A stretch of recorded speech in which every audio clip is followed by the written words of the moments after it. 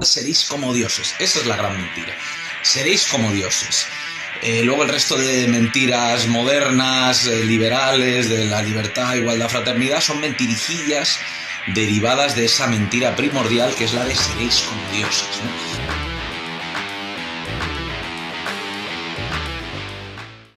Hola amigos, bienvenidos a vuestro canal de la gran mentira. Hoy vamos a tratar un tema que en principio parece un poco ridículo, pero que veréis que tiene bastante tela que cortar. Y es esa pregunta de si el yoga es satánico. Vamos a responderla de antemano. No, evidentemente no es satánico. Puede ser ridículo en algunos casos, pero desde luego no satánico, no peligroso a nivel de que fuerzas extrañas vayan a abducirnos hacia el infierno. Pero esta pregunta se plantea con respecto a un vídeo que vamos a emitir en un momentito. Vamos a incluir para ilustrar nuestra exposición, para apoyarnos en él, para sacar ahí conclusiones y aspectos que son de bastante interés desde el punto de vista espiritual, pero que además en ciertos medios católicos sobre todo se viene anunciando, y lo digo yo como católico, que aquí llevo la cruz del Santo Sepulcro, católico practicante, y que en principio debería estar a favor de lo que dicen estos sacerdotes, este en concreto que vamos a ver ahora, pero que como realmente lo que tenemos que hacer es buscar la verdad y ver que el hecho de que lo diga un sacerdote no significa que sea verdad, porque el sacerdote solo es infalible en cuanto que es intérprete de una doctrina que es de origen no humano. Entonces, en cuanto el sacerdote empieza a incluir opiniones individuales, ya esa infalibilidad que tiene en cuanto transmisor de una doctrina tradicional, sagrada, no humana, pues esa infalibilidad se pierde. Vamos a ver estas declaraciones del sacerdote católico y a continuación las comentamos. ¡Vamos con ello! El problema de estas prácticas es el nihilismo. El yoga obedece a una mentalidad budista e hinduista en la que el ideal del ser humano es el nirvana, es la anulación de todo deseo. Entonces eso solo le puede interesar a los diablos, que es anular a la persona, porque Dios lo que quiere es que realicemos nuestros deseos. Uno piensa que se va a alcanzar la felicidad, primero, en plan voluntarista. Yo con unas técnicas en las que estoy invocando al espíritu de la Kundalini, de la serpiente, no sé qué serpiente será esa, para que suba desde el primer chakra hasta el tercer ojo, el último de los chakras, y me dé la iluminación, que es quedarte poseído. El ideal de Nietzsche, ¿no? La autorrealización personal. Detrás de todo eso está el diablo. Pues ahí teníamos estas declaraciones de un sacerdote que primero aclaramos que aquí no se juzga a la persona, no se juzga la individualidad, sino solo aquí lo que entra en cuestión es la veracidad o la falsedad de las ideas que se expresan, porque la persona puede ser una persona perfectamente honesta, pero puede estar equivocada, igual que lo puedo estar yo mismo. Por eso yo no voy a introducir mi opinión personal, sino lo que voy a aludir es a los textos sagrados cuya autoridad es incuestionable. Entonces aquí hay muchos... va a ser imposible que no se nos quede nada en el tintero, porque aunque el vídeo es corto, se tratan muchos aspectos. Vamos a ver el primero, porque esto concierne a la doctrina católica en especial, ¿no? Vamos a dejar lo de Kundalini, lo del yoga, eso lo vamos a dejar aparte. Porque un sacerdote católico no está obligado, sí está obligado a informarse de lo que opina, no debería opinar, pero él al final no es un intérprete de la doctrina hindú o budista o del yoga, sino que es un intérprete de la doctrina católica. Es un guardián de la tradición y su función es la de enseñanza. Entonces, tanto el Papa como los sacerdotes son infalibles, lo primero porque están iluminados por el Espíritu Santo, cosa que los profanos no entenderán, pero es así, y porque hay una transmisión de una influencia espiritual, hay una sucesión apostólica ininterrumpida desde Jesucristo y los apóstoles hasta la jerarquía católica de hoy día. El Papa, el primero de esa jerarquía, pero los cardenales, los obispos, los arzobispos, los sacerdotes. Vale, pero solo son infalibles en cuanto a intérpretes de esa doctrina que es no humana, o en cuanto a administradores de unos sacramentos que también son de origen no humano. El bautismo establecido por San Juan Bautista, que es un profeta, y por ejemplo, la Eucaristía establecida por Jesucristo, o el perdón de los pecados en la confesión, establecido también por Jesucristo, que da el perdón, da el poder de perdonar los pecados a sus apóstoles. Pero en cuanto salimos de la doctrina católica, pues la infalibilidad de los sacerdotes o incluso del Papa, que ha habido papas depuestos por salirse de la doctrina, por incurrir en una herejía, pues esa infalibilidad se acaba, ¿no? Entonces vamos a ver, porque dice, en un momento dice, yo no sé qué serpiente es esa, cuando habla de Kundalini, pero luego dice que lo que busca el budismo, el hinduismo o otras doctrinas tradicionales como el taoísmo es sujetar los deseos, sujetar las pasiones, y parece que esto es anular a la persona, ¿no? Habría que aquí hacer también una diferencia entre persona, la personalidad, la esencia de lo que soy, y el individuo, ¿no? Que parece que el cristianismo actual, que está un poco perdido, que está un poco contagiado de modernidad y de confusión posmoderna, pues no hace esa distinción entre persona, individuo, entre espíritu y alma, qué es lo que hay de imperecedero en mí y qué es lo que hay de personaje mundano, de ego, ¿no? Pero bueno, más allá de estas distinciones, él dice que Dios quiere que cumplamos nuestros deseos, y ese es el punto clave, ¿no? Dice que todas estas doctrinas, el budismo, el hinduismo, el taoísmo también, de hecho el taoísmo, en el Tao Te Ching hay una frase fabulosa que dice que solo deseo no desear nada, ¿no? Pero él dice que el Dios católico, se entiende, ¿no?, quiere que nosotros cumplamos nuestros deseos, que demos rienda suelta o que podamos llevar a cabo esos deseos que no se sabe de qué índole serán, ¿no? Vale, esto es falso categóricamente, porque no hay lugar del Evangelio donde se diga que Dios quiere que cumplamos nuestros deseos. Si vamos a los dos principales personajes del Evangelio, que son la Virgen María, los dos principales objetos de culto en el cristianismo también, y el propio Jesucristo, los dos vemos que sacrifican su libertad individual, sus deseos, a la providencia, a la voluntad divina, ¿no? Porque María, cuando se le aparece el arcángel San Gabriel, dice, he aquí la esclava del Señor, hágase en mí según tu palabra. No creo que ella deseara, que en sus deseos estuviera, tener un hijo que fuera crucificado y torturado y ridiculizado por el mundo, ¿no? Y Jesucristo, cuando tiene ese momento de vacilación en Getsemaní, pues dice, que pase de mí este cáliz, si puede ser, pero hágase tu voluntad y no la mía. Rinden su voluntad individual a la voluntad divina. Entonces eso de que en el Evangelio se dice que queremos, que Dios quiere que cumplamos nuestros deseos, eso es categóricamente falso. Y además, también se da el caso de que el cristianismo moderno, para acompasarse con la modernidad, con esa ideología moderna, blandurria y fofa de los derechos humanos, la democracia, el liberalismo, y para hacerse perdonar el haber criticado el liberalismo y la democracia, pues a partir del Vaticano II, la Iglesia empieza a quitar las partes más problemáticas del Evangelio, que son muy duras, y también las encíclicas de los papas que condenan expresamente la democracia y el liberalismo, porque son ideologías modernas y por tanto anticristianas, antirreligiosas, antitradicionales. Toda la modernidad occidental es específicamente anticristiana, antitradicional y antirreligiosa en general, pero específicamente anticristiana. Pues hay pasajes del Evangelio que hoy día ya no se leen en misa, y que la gente no conoce, porque la gente prefiere hacerse esa imagen del Cristo Happy Flower descafeinado, ¿no? Que la modernidad, que solo habla de paz y amor, que sí habla de paz y amor, pero que también da leñazos, ¿no? Que también dice, no he venido a traer paz sino espada, o que llama raza de víboras a los fariseos, ¿no? Pero hay partes, cuando él dice, por ejemplo, que el yoga nos lleva a anularnos a nosotros mismos, cuando dice Jesucristo, el que quiera venir en pos de mí, niéguese a sí mismo, tome su cruz y que me siga, que significa el niéguese a sí mismo, ¿no?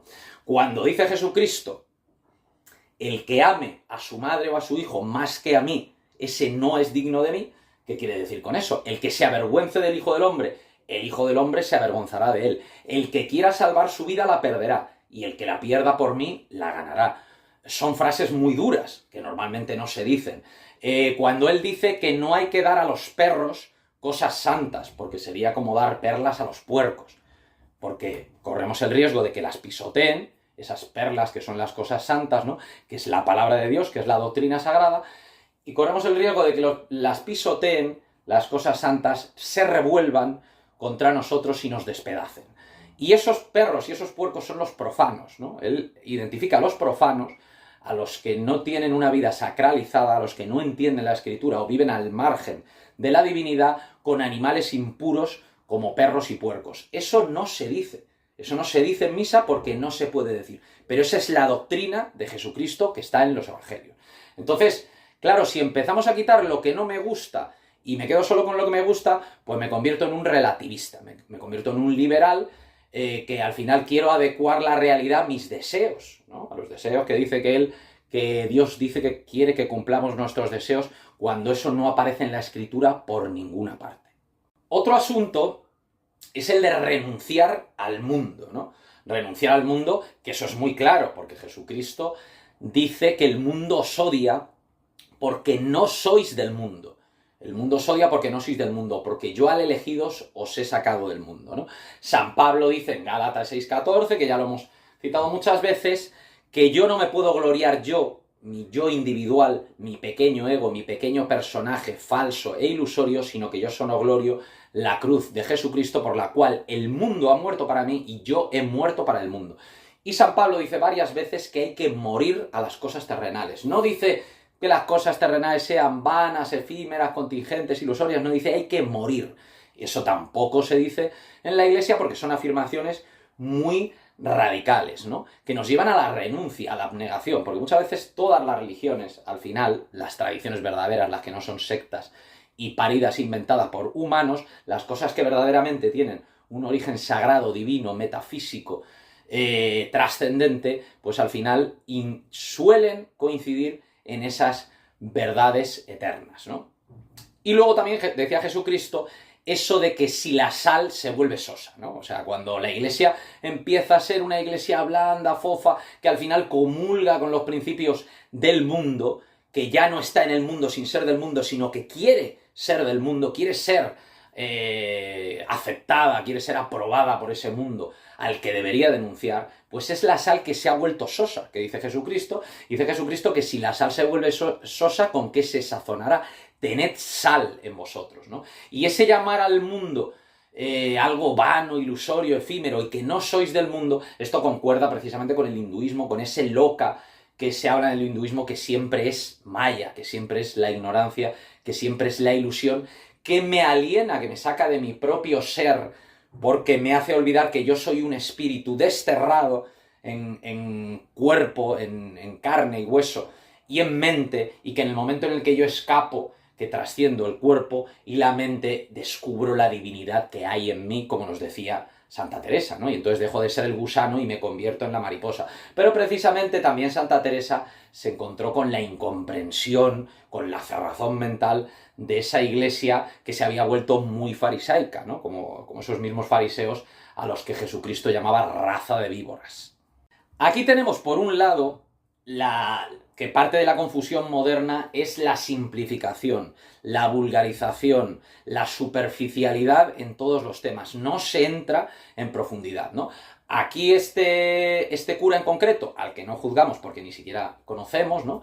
Pero que es el típico cura influencer, que al final, para conseguir likes, visualizaciones, impacto en redes, pues lo que hace es vulgarizar el mensaje para ponerlo a la altura de todo el mundo, y ese es uno de los principales errores de las redes sociales, que para conseguir seguidores tenemos que rebajar el nivel, porque si lo elevamos un poquito no llegamos a la gente no entiende y la gente desconecta. Pero al final la verdad, si queremos ir a la verdad es profunda y la verdad es compleja. La verdad no puede ser una cosa vulgarizada, porque eso es una de las mentiras democráticas del igualitarismo, que es que hay que rebajar todo, la educación, todo hay que rebajarlo al nivel de los más bajos, ¿no? Entonces, en lugar de elevar el nivel medio, lo que hacemos es rebajar la exigencia para ponerla al nivel de los tontos. Pero entonces al final acabamos por no comprender nada, porque hay que ir al meollo de los asuntos para intentar llegar a la verdad, aunque esa verdad sea dolorosa. Como nos dice el Tao Te Ching, las palabras verdaderas no son gratas, y las palabras gratas,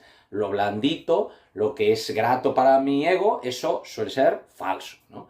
Las palabras gratas no son verdaderas, ¿no? Entonces hay que ver aquí qué parte de mala fe o qué parte de necedad, seguramente una mezcla de las dos hay en estas afirmaciones de ciertos curas católicos, que yo en concreto conocí un cura que me dijo, no llegó al punto de decir que el yoga era satánico, pero sí eso de que nos anula a nosotros mismos, ¿no? Y parece que es que nosotros nos tenemos que afirmar ante Dios en lugar de, como nos dicen las bienaventuranzas, bienaventurados los pobres de espíritu, porque de ellos es el reino de Dios, ¿no? Esos que reconocen su limitación humana y que tienen que aludir a algo sobrehumano, ¿no? Que está dentro de nosotros. Si no estuviera dentro de nosotros no podríamos conectar con ello, pero que va más allá de nuestra individualidad puramente humana, ¿no? Si yo afirmo esa individualidad humana, nos quedamos con él, seréis como dioses, pero sin dejar de ser humanos, ¿no? Esa religión del hombre hecho Dios, que quiere rebelarse contra Dios y ser Dios en cuanto hombre, ¿no? Yo podré acercarme a la divinidad en cuanto trasciendo lo meramente humano, pero no regodeándome en mi limitación puramente humana, ¿no? Entonces hay que ver que, primero, el yoga puede ser un producto de consumo moderno putrefacto para ejecutivos estresados y señoras con dolor de espalda, y entonces será una pura nada, será una cosa perfectamente vana e ineficaz a nivel espiritual, pero tampoco será satánico, será una cosa simplemente insustancial.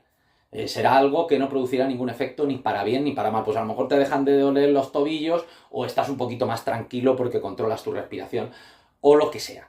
Pero el yoga, más allá del hatha yoga, ¿no? De las posturas estas que equilibran el prana, el aliento vital, el yoga como doctrina ancestral que está fijada en los Yoga Sutras de Patanjali, pero que recoge, que deben ser del siglo II, del siglo III después de Cristo, pero que recoge una tradición, una doctrina muy anterior, fijada ya en los Vedas, en las Upanishads, que tiene miles de años, ¿no?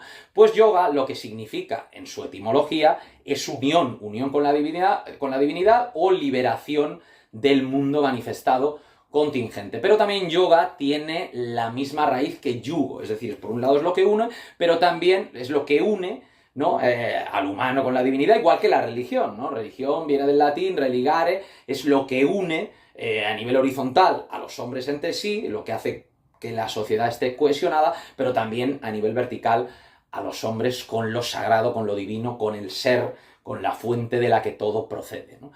Y esos dos niveles de la religión son los mismos que encontramos en la palabra yoga, yugo, que también es esa carga que se asume de manera voluntaria para crecer en el camino espiritual.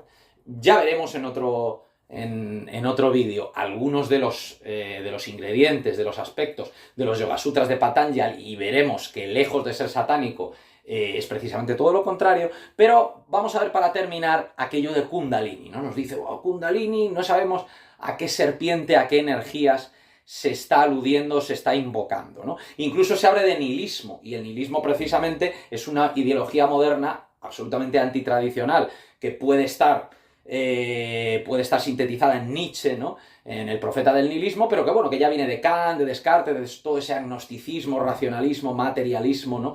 Del mundo occidental, que ha ido aniquilando la visión sagrada del cosmos, que ha ido aniquilando el cristianismo, que nos ha ido separando de lo divino y dejándonos en lo puramente humano para perseguir simplemente objetivos materiales en la vida, esos deseos que decía el sacerdote, ¿no? ¿Qué es lo que Dios quiere que consigamos? No sé, que me diga por favor en qué parte del Evangelio aparece eso de que el hombre debe dar rienda suelta a sus deseos, porque ese es el credo liberal y luciferino, ¿no? Que te dice que ni la razón ni la verdad trascendente te hará libre, sino que el puro ejercicio de tu subjetividad que busca el placer y el deseo es lo que te va a hacer verdadero, que es esa subversión luciferina de que lo oscuro es lo luminoso y que lo falso es lo verdadero y lo torcido es lo recto, ¿no?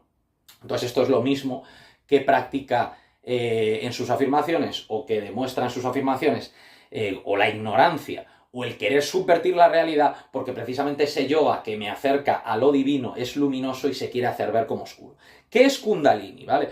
Kundalini viene de Kundala, que es un anillo, lo que está enrollado, ¿vale? Y se supone que es una energía psíquica, sutil, que está en el hombre ordinario, enrollado, en estado de no desarrollo, en estado latente, en la base de la columna, en el Muladhara que llaman los hindúes. Entonces, mediante el Shaktipat, que es un rito, como puede ser el bautismo en el catolicismo, que es un rito no humano y que tiene un efecto real de regeneración psíquica, aunque la persona no lo entienda o aunque la persona no crea en ello, porque es un rito no humano instituido por Juan Bautista, que es un enviado divino, que es un profeta. Y el que no lo entienda, pues que no lo entienda y que siga con sus paridas profanas. Pero eso es así. Y es así en el catolicismo y es así en todos los ritos de las tradiciones verdaderas, entre ellas el hinduismo, que sin duda lo es porque de hecho es la más antigua de las que están ahora mismo vigentes en la humanidad actual.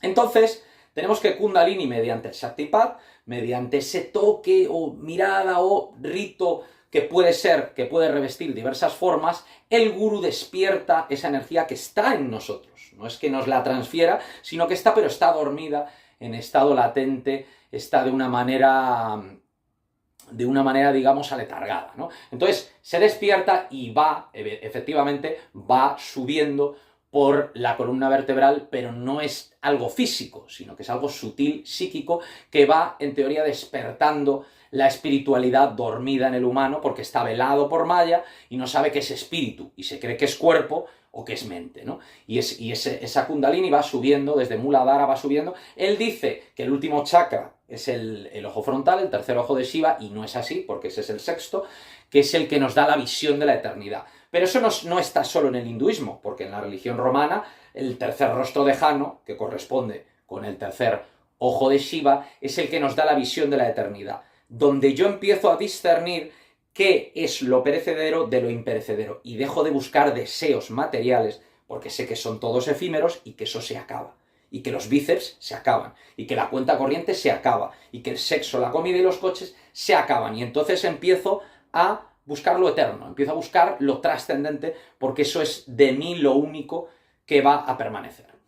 Otra cosa que conecta la doctrina católica con la hindú es esa dualidad aparente entre el jiva, el ego, y el atman, el sí mismo, el yo eterno, el espíritu, ¿no? Que sería el alma, ¿no? El alma individual, y el alma eterna, ¿no? Que eso serían Krishna y Arjuna. Krishna es la divinidad en el Bhagavad Gita, Arjuna es el yo individual que duda, no sabe cuál es su misión en la vida, duda, y es Krishna el que con sus enseñanzas disipa las dudas de Arjuna. Pero esto, que es fabulosa esta similitud, esta analogía que hay entre las escrituras evangélicas cristianas y entre las Upanishads, lo revela Jesucristo cuando habla del grano de mostaza. El reino de Dios está dentro de ti, es un grano de mostaza, es una semilla muy pequeñita que dará luz a un árbol gigante donde se posarán los pájaros, que son los estados superiores del ser, son eso que nos eleva desde la tierra al cielo. Por eso los ángeles tienen alas en sentido figurado,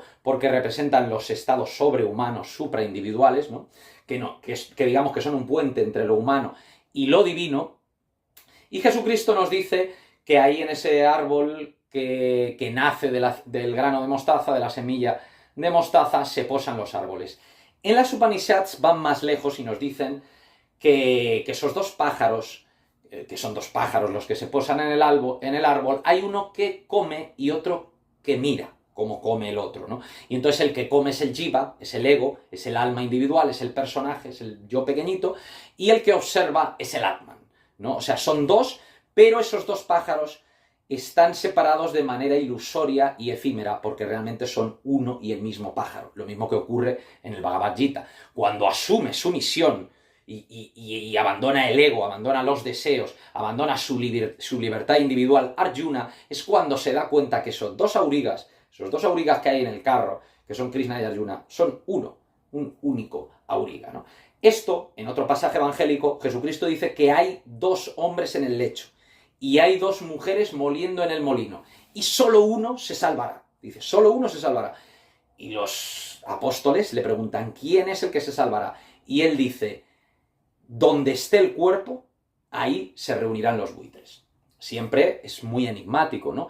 Todas las enseñanzas, todas las parábolas de Jesucristo son enigmáticas. Pero si vamos al fondo de esta parábola, está diciendo que hay dos en cada persona, esos dos pájaros de las Upanishads, esos dos personajes del Bhagavad Gita, Krishna y Arjuna, pero que al final solo uno se salvará, el otro es efímero y ilusorio. El personaje que cumplimos en este mundo, ese que tiene deseos, porque el Atman no desea nada, Krishna no desea nada, dice, cumple con tu cometido, pero los deseos son los que te alejan de tu ser, ¿no? Esa es la realidad de las Upanishads, esa es la realidad del Tao Te Ching y esa es la realidad del Evangelio. Otra cosa es que el clero moderno que quiere hacerse aceptar por la modernidad, pues intente suavizar ese mensaje para hacerlo más digerible y para conseguir más fieles, pero es que aquí no estamos en el nivel terrenal de los enfrentamientos políticos, estamos en el nivel de la verdad. El transmisor de la verdad, el guardián de la tradición, solo debe preocuparle la verdad. Solo debe preocuparle la verdad. Y entrar en esas absurdas disquisiciones o en esos enfrentamientos, en esas colisiones con otras tradiciones que son igualmente verdaderas, como lo es la cristiana, es absurdo, porque al final lo hago a costa de faltar a la verdad, en detrimento de la verdad. Y entonces me pongo en ridículo a mí mismo, pero además estoy faltando a la verdad, y lo único que legitima mi función como transmisor de la tradición es ser un buscador de la verdad, y no intentar deformarla o torcerla para ganar likes, o tener más seguidores, o tener más impacto en redes sociales. Porque entonces, al final estamos rebajando la intelectualidad del clero católico, pero además estamos rebajando incluso el nivel de la Iglesia porque lo estamos poniendo a un nivel puramente terrenal, a luchar por números, por cantidades, el reino de la cantidad. Eso es algo político, los políticos que luchan por votos, pero los sacerdotes tienen que buscar la verdad.